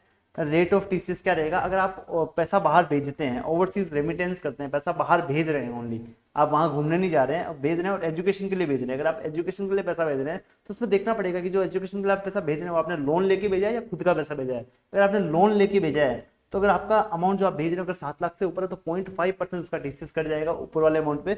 अगर आप क्या कहते हैं 7 लाख से अगर कम 7 लाख से ऊपर भेज रहे हैं बट आपने लोन नहीं लिया है तो आपका 5% क्या होगा ना, यहाँ पे टीसीएस कट जाएगा। अगर आपने लोन लेके भेजा तो 0.5% कटेगा, अगर लोन बिना लिए भेजा है तो आपने 5% यहाँ पे आपका टीसीएस कटने वाला है। अगर आप किसी और पर्पज के लिए बाहर पैसा भेजते हैं तो आपका 20% रेट से आपका टीसीएस यहाँ पे कट जाएगा अगर वो अमाउंट 7 लाख से ज्यादा है तो। अगर आप क्या करते हो, आपको कोई कंपनी टूर पैकेज भेजती है, मतलब ये तो ना बुक माई ट्रिप ऐसा करके कुछ आता है, मेक माई ट्रिप, ये अगर आपको बाहर का कोई ट्रिप आपको सेल करती है तो वो क्या करेगी ना, आपका 5% रेट से आपका टीसीएस काट लेगी। अगर आपका ट्रिप का अमाउंट 7 लाख रुपए से 7 लाख तक है तो 7 लाख तक तो 5% है, अगर 7 लाख से ऊपर वाले अमाउंट का आपका 20% रेट से यहाँ पे आपका टीसीएस काट लिया जाएगा। ध्यान रखना, अगर आपका टूर का अमाउंट 7 लाख तक है तो 5% कटेगा, 7 लाख से ऊपर वाले अमाउंट का आपका 20% रेट से यहाँ पे टीसीएस कटने वाला है। नेक्स्ट सेक्शन का बात करते हैं 206C1H का, sale of goods of value exceeding ₹50 lakh. अपने पता है 194 क्यों पढ़ा था, वहां क्या पढ़ा था, बायर आपका टीडीएस काटता है अगर बायर का टर्नओवर 10 करोड़ से ज्यादा है तो पूरे साल में। मान लीजिए बायर का टर्नओवर 10 करोड़ से ज्यादा नहीं है बट सेलर का टर्नओवर आपका 10 करोड़ से ज्यादा है। सेलर का टर्नओवर क्या होगा, any person whose turnover more than ₹10 crore in the previous year. अगर उसका टर्नओवर 10 करोड़ से ज्यादा है तो वो आपका टीसीएस काटेगा। बायर को टीडीएस काटने का जरूरत नहीं है, कोई बात नहीं, आपका टीसीएस काट लिया जाएगा इसमें, सेलर आपका टीसीएस काट लेगा। बायर कौन होगा, एनी पर्सन अदर देन वही central government, state government, embassies, legislation, consul, trade representation of foreign state, local authority, person importing goods into India, इनको छोड़ दीजिए, बाकी वाले अमाउंट, बाकी वाले लोगों पे क्या कर जाएगा, आपका टीसीएस का ये प्रोविजन एप्लीकेबल हो जाएगा। रेट क्या रहेगा, 0.1%। जो 50 लाख से ऊपर का अमाउंट होगा ना, जो आपने सेल किया है, अगर हम 50 लाख से ज्यादा सेल किया तो ऊपर वाले अमाउंट का वो टीसीएस काटना रहेगा। ओनली ऊपर वाले अमाउंट का यहाँ पे टीसीएस एप्लीकेबल होने वाला है। लिमिट रहेगा आपका 50 lakh in the financial year पर बायर। ओके, अगर आपने पेन प्रोवाइड नहीं किया, अगर आपने पैन नंबर नहीं दिया, आपके बायर ने पैन नंबर नहीं दिया, तो उसका टीसीएस कितने से कटने वाला है, 1% रेट से कटने वाला है। नहीं तो 0.1 से कटता है, अदरवाइज इसका 1% रेट से यहाँ पे टीसीएस कटने वाला है। अगर आपने सर टीसीएस काट लिया और गवर्नमेंट को जमा नहीं करवाया, टीसीएस काट लिया गवर्नमेंट को वगैरह जमा नहीं करवाया, तो आपको पता है 1% रेट से आपका इंटरेस्ट लगने वाला है। अगर आपने टीसीएस नहीं काटा तो भी आप पे 1% रेट से आपका इंटरेस्ट लगने वाला है। अब ध्यान रखना सर, टीसीएस है ना, जीएसटी पे भी लगता है। ऐसा हो ना, मैंने आपको एग्जांपल दिया था, वहां पे अगर आपका 80 लाख का बिल बनता है और 10 लाख आपका जीएसटी है और 90 लाख टोटल अमाउंट है, तो आपका टीसीएस 90 लाख पे कटेगा। टीडीएस 80 लाख पे कटता है, जीएसटी पे टीडीएस नहीं करता है, बट टीसीएस आपका जीएसटी वाले कंपोनेंट पे भी कट जाता है। सर ये जो 1% का इंटरेस्ट है वो कहां से कहां तक लगेगा, अब वो कहां से कहां तक लगेगा, 1% per month part of the month from the date on which TCS deductible, जहां उसको कट जाना चाहिए था, और to the date on which the amount actually paid, जब गवर्नमेंट को आपने पे किया है वहां तक आपका 1% of part of the month का टीसीएस लग जाएगा। सर ये 1% per month part of the month क्या होता है, अब मेरी बात समझना। फॉर एग्जाम्पल क्या हुआ ना, आपको टीसीएस काटना था अप्रैल महीने में, तो आपका 1 मई से आपका इंटरेस्ट लगना शुरू हो गया। मान लीजिए आपने 2 जून को जमा करवा दिया, तो अप्रैल का 1%, मई का 1% इंटरेस्ट लगेगा, और जून का भी आपको 1% पूरा लगेगा, चाहे वहां पे 2 ही दिन बीते हो आपके। या फिर ऐसा मान लो ना, अगर आपने 1 जून को रात को 12:01, मतलब आपने सिर्फ 1 मिनट लेट किया, फिर भी आपका 2% का यहाँ पे इंटरेस्ट लग जाएगा। पार्ट ऑफ द मंथ का मतलब ये रहता है यहाँ पे। अगर आपने पैन जमा नहीं करवाया, अगर आपने पैन जमा नहीं कराया बायर ने, तो उसका टीसीएस किस रेट से काटना है, जो आपके सेक्शन में रेट लिखा है उसका डबल कर दीजिए, और 5% विच एवरेज जो हाई रहेगा उससे आपको टीसीएस काटना रहेगा। बट अपने 2063 वाले में पढ़ा था ना यहाँ पे कि आपका अगर पैन नंबर आपने प्रोवाइड नहीं किया तो आपका 1% रेट से टीसीएस कटने वाला है। तो 206C1H में आपका मैक्सिमम आपका टीसीएस 1% से यहाँ पे कटने वाला है। चलिए अब बात करेंगे अपन एडवांस टैक्स का। मतलब क्या था ना, आपको गवर्नमेंट बोलती है कि हम आपसे लास्ट में असेसमेंट होकर टैक्स नहीं लेंगे, एक काम करो ना, जो आपका अभी बनता है टैक्स, हमको एडवांस में टैक्स पे कर दो, कुछ कुछ हमको एडवांस में पैसा दे दो, जब आप रिटर्न भरोगे अपना तब हम इसको क्रेडिट दे देंगे, आपका उतना अमाउंट हम यहाँ से कम कर देंगे। तो advance tax means tax paid during the previous year on estimated income. आप इतने साल में कितना कमाने वाले हो उस पर हमको पहले ही टैक्स दे दो, उसको बोलते हैं advance tax. Assessee not required to pay advance tax if it tax liability up to ₹10,000। अगर उसका टैक्स लाइबिलिटी पूरे साल में 10,000 तक ही बनने वाला है तो उसको एडवांस टैक्स पे करने का जरूरत नहीं है। और कोई बंदा, कोई रेजिडेंट बंदा है जिसका एज 60 साल या उससे ज्यादा है, उसका बिजनेस का इनकम नहीं है, तो उसको भी एडवांस टैक्स पे करने का जरूरत नहीं है। एडवांस टैक्स का कंप्यूटेशन कैसे करने वाले हैं, tax on estimated total income, मतलब जितनी भी आपके साल में इनकम होने वाली है उस पर अपन टैक्स निकालेंगे, और पहले अगर कोई टीडीएस टीसीएस वगैरह कट चुका है तो उसको अपन लेस कर देंगे, तो अपना क्या आ जाएगा यहाँ पे एडवांस टैक्स यहाँ पे आ जाएगा। चलिए सर एडवांस टैक्स कब जमा करवाना पड़ता है, अब इस एडवांस टैक्स को पूरे साल में 4 इंस्टॉलमेंट में आपको जमा करवाना पड़ता है। ये इंस्टॉलमेंट सर कब कब आती है, एक तो आती है 15 जून को, एक आती है 15 सितंबर को, उसके बाद आती है 15 दिसंबर को, उसके बाद आती है आपकी 15 मार्च को इंस्टॉलमेंट्स आती है। सर कितना कितना जमा कराना पड़ेगा, फॉर एग्जाम्पल आपने पूरा एस्टिमेट किया कि इस साल में मैं 15 लाख रुपए कमा लूंगा, और 15 लाख पे जो मेरा टैक्स बनेगा वो बनेगा अराउंड 1 लाख रुपीज का। ठीक है, ज्यादा ही बनता है बट अपन एक एग्जांपल ले रहे हैं, 1 लाख का बनेगा। तो क्या होगा ना, आपको 15 जून तक इसका 15% यानी कि 15,000 तक आपको 15 जून तक जमा करवा देना है। फिर आपको 45,000 तक आपको 15 सितंबर तक जमा करवा देना है। 45,000 मतलब आपका यहाँ पे 45% कितना था, 45,000, और 15,000 पहले जमा करवा चुके हो, तो आपको 15 सितंबर तक 30,000 रुपए यहाँ पे और जमा करवाने रहेंगे। फिर आपको 75% तक आपको 15 दिसंबर तक जमा करवा देना है, यानी कि 75,000। तो आप पहले ही 45,000 पे कर चुके हो, तो अब आपको 30,000 आपको 15 दिसंबर तक आपको जमा करवा देना है। फिर जो रिमेनिंग अमाउंट बचेगा वो आपको 15 मार्च तक आपको जमा करवा देना है। ठीक है, वो आपको 15 मार्च तक आपको जमा करवा देना है, इसको बोलते हैं एडवांस टैक्स। और अपन ने बिजनेस हेड पढ़ा था, तब अपन ने पढ़ा था कि 44 एडी वगैरह या एडीए में अगर आप रिटर्न भरते हो तो आपको ओनली एक इंस्टॉलमेंट जमा करवानी पड़ती है, वो मार्च के अंदर। तो जब मार्च में एक इंस्टॉलमेंट जमा करवानी है तो अपन सिर्फ ओनली मार्च की इंस्टॉलमेंट यहाँ पे देखने वाले हैं, यहाँ पे परसेंटेज वाला यहाँ मैटर नहीं करेगा। आपको 100% एडवांस टैक्स ओनली मार्च में जमा करवाना पड़ेगा अगर आप रिटर्न भरते हो 44 एडी में या फिर एडीए में आप रिटर्न भरते हो तो। Tax paid up to 31 March of previous year is considered advance tax. देखो पता है एडवांस टैक्स का मतलब है एडवांस में पैसा देना, एडवांस में हमने टैक्स पे कर दिया तो कब तक माना जाएगा, अगर 31 मार्च तक पैसा भरते हो वही आपका एडवांस माना जाएगा। 31 मार्च के बाद जो भी भरते हो आपका एडवांस टैक्स नहीं माना जाता है। चलिए अब अपन बात करते हैं interest chargeable under section 234A(B)(C), इसका अपन यहाँ पे बात करने वाले हैं। चलिए ये डी कहाँ से आ गया मेरे भाई, ये डी कहाँ से आ गया, इस डी को हटा दो यहाँ से, ये डी आपका यहाँ पे सेक्शन नहीं है, ठीक है, इसको हटा दीजिए। सबसे पहले बात करते हैं interest on default in furnishing return of income. आपने रिटर्न फाइल करने में दिक्कत कर दिया, मतलब रिटर्न नहीं भरा आपने टाइमली, तो आप पे इंटरेस्ट लगेगा अंडर सेक्शन 234A का। कब से कब तक लगेगा, पहली बात तो आप जो भी आपका रिटर्न के हिसाब से जो टैक्स आता है उस पर 1% पर मंथ और पार्ट ऑफ द मंथ का इंटरेस्ट लगा दोगे। और कब से कब तक का लगाओगे, आपको जब रिटर्न भर देना चाहिए था from next day from after the due date of return filing, return filing का जो ड्यू डेट था उसके अगले दिन से जब आपने एक्चुअल में रिटर्न फाइल किया वहां तक आपका 1% पर मंथ और पार्ट ऑफ द मंथ का इंटरेस्ट आप पे लग जाएगा, जो आपका टैक्स आने वाला था उस रिटर्न में फाइल करते टाइम। सर टैक्स कैसे निकलेंगे, अपन टैक्स निकालेंगे जो भी इनकम दे रखी है आपका रिटर्न में उससे आपको टैक्स निकालोगे, उसमें से आप लेस कर दोगे टीडीएस से जो आपका पहला कटा हुआ है, कोई एडवांस पहले भर दिया है उसको भी अपन लेस कर देंगे। अब जो टैक्स पेबल आएगा उस पर आपका यहाँ पे इंटरेस्ट लगने वाला है। अब अपन बात करते हैं इंटरेस्ट फॉर नॉन पेमेंट और short payment of advance tax. आपने एडवांस टैक्स पे ही नहीं किया या फिर आपने कम पे किया, उस पर भी आपका इंटरेस्ट लगेगा। कब लगेगा, 1 अप्रैल से, यानी कि 31 मार्च तक आप एडवांस टैक्स जमा करा दो, उसको एडवांस टैक्स ही मान रहे थे अपन। 1 अप्रैल से आपने मान लीजिए आपने एडवांस टैक्स कम जमा करवाया, आपका बनता था 1.5 लाख रुपए, आपने 19 लाख रुपए जमा करवाया, तो उस 50,000 पे क्या होगा ना, amount of advance tax short जो आपने कम पैसा जमा कराया उस पर 1% of part of per month और पार्ट ऑफ द का इंटरेस्ट लग जाएगा। कहाँ से कहाँ तक लगेगा, जो आपका 1 अप्रैल आएगा, 31 मार्च तक तो आपका एडवांस टैक्स ही है, उसके 1 अप्रैल से जब आपने टैक्स जमा करवाया वहां तक आपका इंटरेस्ट लग जाएगा। सर ये शॉर्ट अमाउंट कैसे निकालेंगे, अपन टैक्स निकालेंगे टोटल इनकम पे, उसमें से लेस कर देंगे टीडीएस टीसीएस वगैरह कुछ भी है वो लेस कर देंगे, तो अपने पास एक्चुअल में कितना आप लाइबिलिटी जमा कराना वो आ जाएगा। उसमें से एडवांस तक जो अपने पहले जमा करवा चुके हैं उसको लेस कर देंगे। अब अपने पास जो बचेगा वो अपने शॉर्ट जमा करवाया है उस पर अपना इंटरेस्ट लग जाएगा। पर ध्यान रखना ये जो शॉर्ट जमा करवाया है और जो आपने टोटल एडवांस टैक्स जमा कराया वो टोटल टैक्स का 90% तक आ जाता है। मतलब कैसे, आपको लास्ट में पता लगा कि मेरा 1.5 लाख रुपए यहाँ पे टैक्स जमा करवाना था मेरे को इस साल में एडवांस टैक्स का, बट आपने 1,40,000 जमा करवा दिया है, तो 1.5 लाख का अप टू 90% आपने जमा करवा दिया, तो आप पे ये इंटरेस्ट नहीं लगेगा, आप पे ये इंटरेस्ट नहीं लगने वाला। देखो क्या लिखा है, interest under section 234B not applicable if SSC paid 90% और more of actual advance tax liability. If any change in income due to intimation under section 143(1) or assessment under section 143(3), then tax on such change in income will be considered for calculation of interest under section 234A and B। ये क्या लिख दिया sir, ये क्या लिख दिया, मान लीजिए क्या हुआ ना, आपने अपना रिटर्न भर दिया और आपने अपना टैक्स इतना निकाला कि भाई इसमें मैंने एडवांस टैक्स भी बराबर जमा करवा दिया है, बट अब आपने इनकम टैक्स डिपार्टमेंट ने बोला कि भाई ये वाला आपको खर्चा अलाउड नहीं करेंगे, ये अपन हम डिसअलाउड कर रहे हैं, और आपका इनकम इतना हो रहा है और इतना आपका टैक्स बन रहा है, तो उस टाइम जो आपका टैक्स असेसमेंट ऑफिसर ने निकाला, असेसिंग ऑफिसर ने, उसको अपन कंसिडर करेंगे ये वाला इंटरेस्ट निकालने में। आई होप आपको यहाँ तक समझ में आया। अब अपन बात करते हैं सर एडवांस टैक्स पे, आपने टैक्स तो पहले ही बोलिए ना, interest for deferment of instalment of advance tax. Advance tax pay late जमा करवाया उसका इंटरेस्ट तो आपने 234B में ले लिया ना, तो यहाँ पे कौन सा इंटरेस्ट ले रहे हो। अब यहाँ पे तो अपन क्या लिया ना, अब 31 मार्च तक जो जमा एडवांस टैक्स करा दिया उसको एडवांस टैक्स मान लिया, उसके बाद वाले पे इंटरेस्ट लिया है।